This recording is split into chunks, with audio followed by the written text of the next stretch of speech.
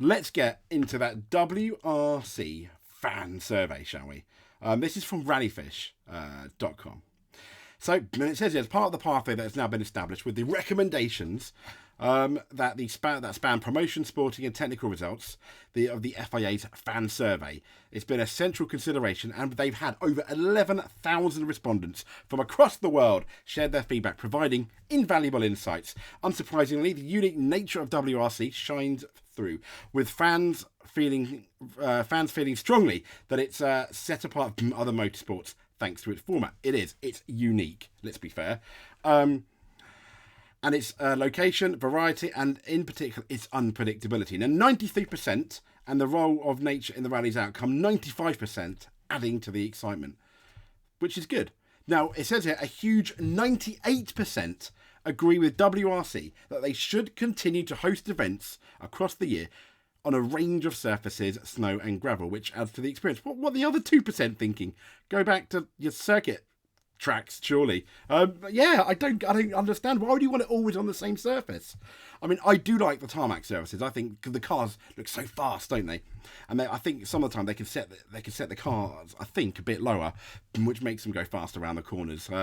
Aerodynamics, ground effects, suck that to the tarmac. But I love the fact, I mean, we had Sweden in the snow. Monte Carlo, it can be a mixture of the two. You've got the gravel rallies as well. I mean, goodness me. Let's be fair. The next rally coming up, the Safari County, is not exactly a tarmac rally, but yeah, there we go. Anyway, but it says, whilst pleased with the current state of the championship, fans also share their thoughts across a range of topics. Now, when asked about the format, 80% want to see more endurance rallies in the future. Now, in the future, fans want formats to remain variable, absolutely, and for the WRC, and ensure there is a good balance between shorter events and endurance rallies. Okay. 87% want to see standardization of onboard cameras to enhance TV. Yes, absolutely we do. Bear in mind, it's not like Formula One where you've got a circuit, you can plant your cameras around and get almost every angle. Because these stages are sometimes so long, that is not going to happen. I mean, we've had like the use of drones, I think, that you can use.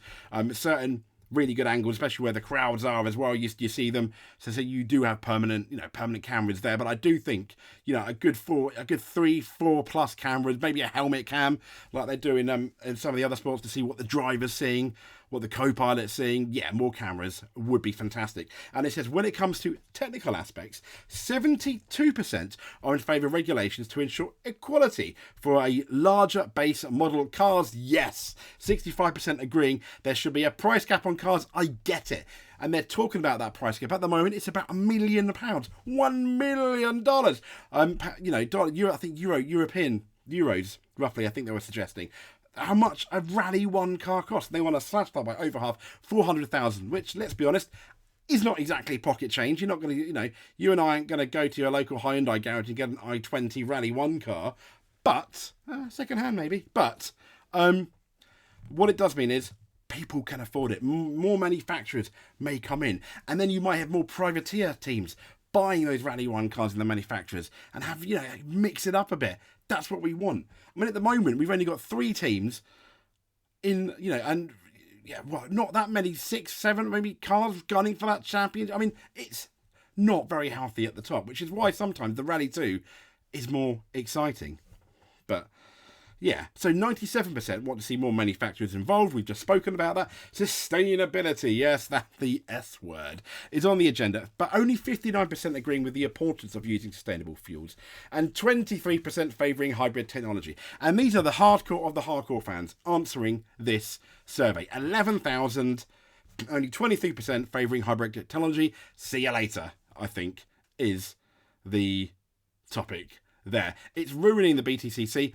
Interestingly, in Formula One, I think even Martin Brundle said that hateful. He was very negative, didn't he, about the hybrid engine, saying the worst thing that Formula One could have done was introduce them. In hindsight, obviously, yeah, get rid of that. Get rid of that hybrid technology. Use those sustainable fuels. Fully, we want the combustion type engines back, but not hybrid, not electric. No.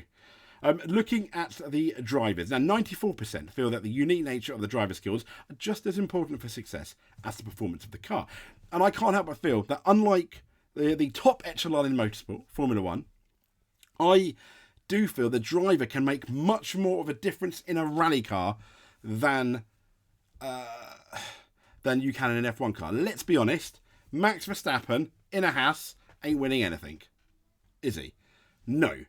But a Max Verstappen driver in, for example, an M Sport Ford, which you may suggest is the weaker of the three top teams, Toyota and Hyundai. He, a Max Verstappen type rally driver, obviously not Max himself, but with this, with the equivalent rally skills, let's say, could do decently a rally. I mean, they've won.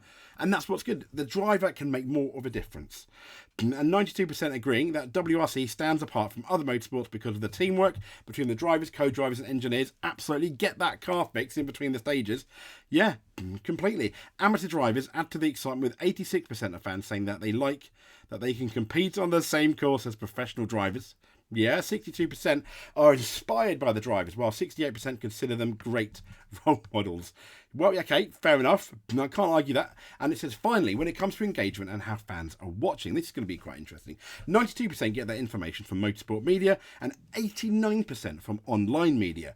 Of those respondents who have attended WRC events, 29% have done so in the last 12 months, which is not many, with the main barriers engagement being distance or cost. Yeah, I mean, that perfectly makes sense. I mean, you could make an argument compared to the Formula One circuits. It's probably more expensive to get into the circuits, obviously, to watch circuit style racing, where rallies not necessarily, but to get to the places where sometimes the infrastructure sometimes is not there for the fan engagement as much. But maybe they can work on it. Just over half. Sorry, my mistake. However, 87% of those who watch WRC events have watched one in the last 3 months, which with those who haven't watched it being because of lack of access. There you go, 50%. Just over half, that's 53%, are satisfied with the amount of television/online coverage, and fans would like the WRC to expand its coverage of the rallies as much as possible, striking a balance between free and paid for content. Yeah, I mean, I get Rally TV. I think it's really, really good. It went up, didn't it? From last year to this, which I think to $12.99, where it was about $10.99 or less than $10.99, about £10 here in the UK. And I thought, that's, suddenly going up by £3. It was WRC Plus at one point, wasn't it? I thought that was a bit steep. But they do have, past rallies, which is good. I want them to add more past rallies if they can. And it would be nice if they did a better job at their highlights. They're really, really short. And at the end of the day, I mean, Formula One, they do like an extended highlight. And that's I think good 6-7 minutes on YouTube. I think their F1 highlights are about 6-7 minutes on YouTube. But it is a bit longer than that, and maybe a couple of quick interviews. Kind of do a 6-7 minute each day, maybe a slightly longer highlights session to see what you missed. Because when you watch everything you missed live, it's much more exciting to watch it live, isn't it? And then you can hide behind the paywall, the full interviews, etc., like they do, and fun stuff like that.